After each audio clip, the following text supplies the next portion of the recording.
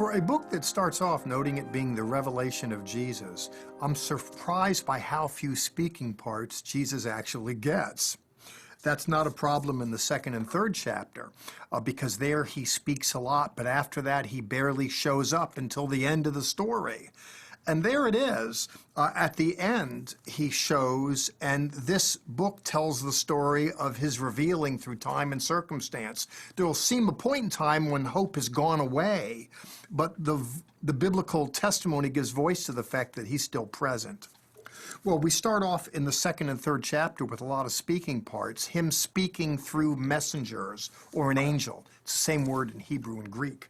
We're told in verse 1 of chapter 2, the angel of Messiah's community, that is to the church in Ephesus, he writes, and then he has a word to them to not forget their first love.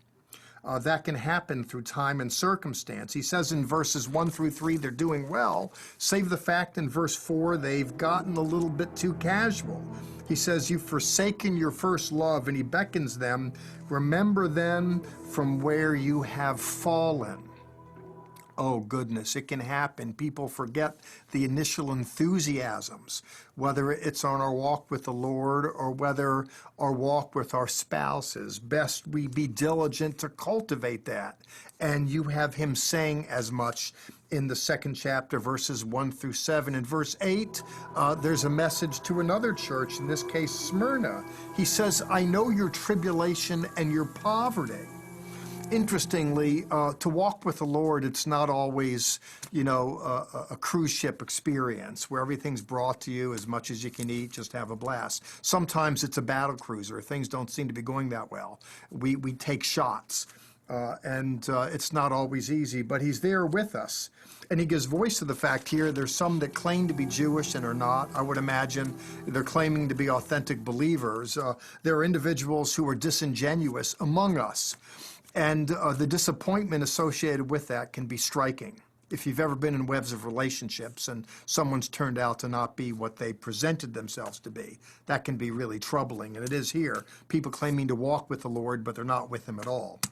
In verse 10, he tells them to be faithful unto death. And he says, I will give you the crown of life. Again, here individuals are beckoned to carry on, to tarry on, difficulties notwithstanding. The Lord encourages the next church, Pergamum. And by the way, I have some maps behind me.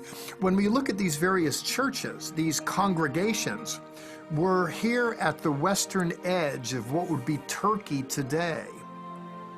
People always ask the question, how does this relate to me today here in America or wherever we are? It's worth noting that the story takes place in the ancient world, in the Mediterranean world. And I have these maps behind me. Ephesus was a major city in that world. You've sent me there, viewers. We filmed there on a number of occasions. A fascinating world city in its day, one of the most significant ones in the Roman world. But there are outlier cities as well, fascinating in their own right, and congregations were established there.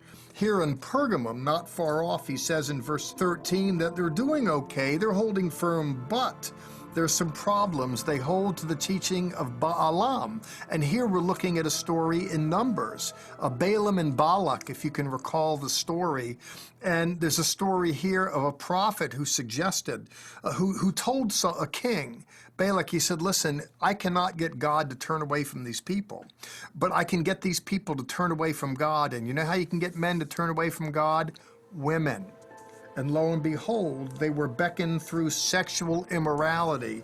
It's noted explicitly. It's one of the more famous tools in the devil's toolbox to dislodge people from faith and virtue. Moving on in verse 18, there's another message to the Messiah's community in Thyatira. Thus says the Son of God. It's an interesting term that's used, Jesus, Yeshua being the Son of God. He says that you tolerate the woman Jezebel. We're speaking figuratively here, and it presupposes some understanding of the Older Testament. You might recall Jezebel is bad to the bone. Bad girls of the Bible. She's one of the worst kitties in the litter. She married a rather sheepish, docile, acquiescing king. And she was just out of control. We're told here that those that mess with her and with all that, with sexual immorality, will be thrown into a sickbed. And those who commit adultery in great tribulation. Well, sexual impropriety, those who get engaged in it, it does have a deleterious effect on them, to be sure. We're told here, as we read on in verse 23, that everyone will be given according to their works. What are we looking at here in the literature? Now, there's aspects of Revelation that are hard to understand. This isn't one of them.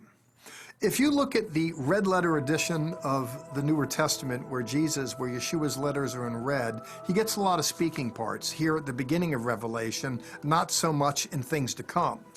In the 3rd chapter, we'll be hearing from him directly, but then we hear from other ways as we make our way through the literature. But here, very explicit, very direct, not hard to understand. Believers are beckoned to be faithful.